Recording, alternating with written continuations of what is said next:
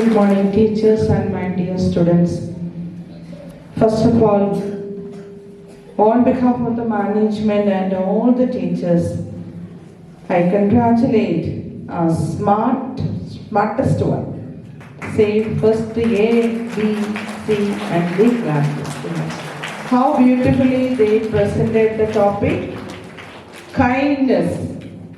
Yes, we had to appreciate the efforts which they have made by the class teachers of Simi Madam, Kavita Madam, Nirupama Madam, and Monika Madam, and with the help of Bharati Madam, Hans Sir, Shivaji Sir, Rufi Sir, and all other teachers together.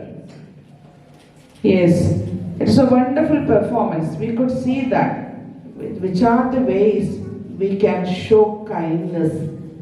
Which are the way means, see, a smile, beautiful smile, and a kind word, an act of charity. It all expresses what is inside in our mind and heart.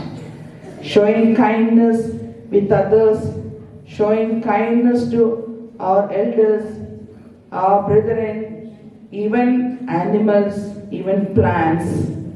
So it should be our policy. We should show love and concern and the way of kindness.